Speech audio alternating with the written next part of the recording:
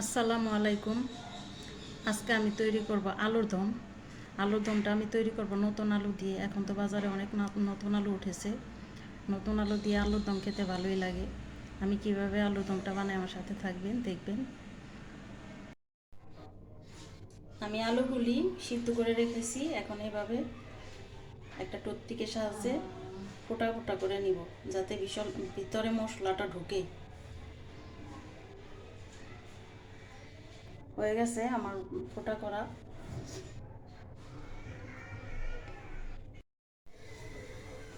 এখন আমি দিয়ে দিব তেল।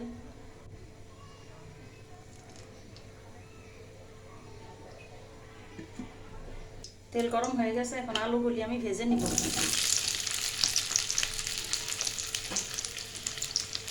সামান্য হলুদ দিয়ে আমি আলুগুলি ভালো করে ভেজে নিব।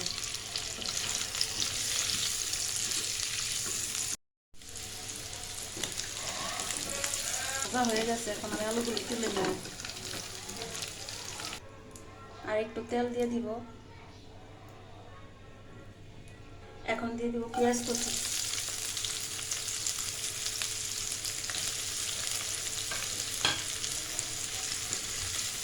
পেঁয়াজগুলি আমি খুব ভালো করে ভেজে নিব। এখন আমি দিয়ে দিব আদা রসুন পেস্ট। দিয়ে দিব হলুদ, মরিচ, ধনিয়ার গুঁড়া। ঝালের জন্য এক্সট্রা মরিচ দিব, শুকনো মরিচের গুঁড়ো। দিয়ে দিব সামান্য পানি। মশলাটা ভালো করে কষিয়ে নিব।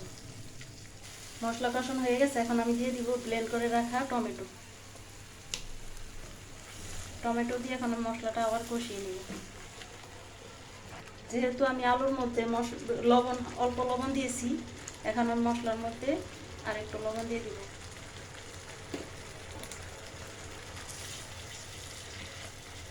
মশলার সাথে আমি দিয়ে দিব দারুচিনি, এলাচ, তেজপাতা।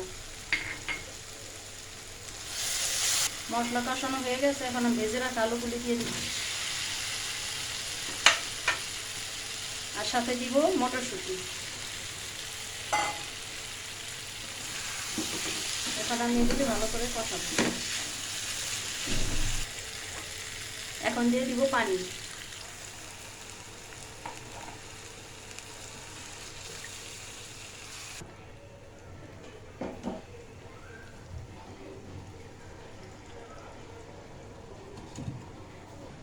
ঢাকনাটা খুলে দেখব।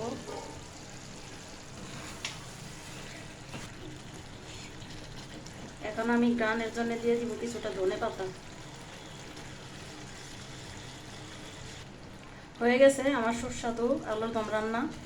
ভিডিওটি ভালো লাগলে লাইক, শেয়ার, কমেন্ট করে পাশে থাকবেন। ধন্যবাদ।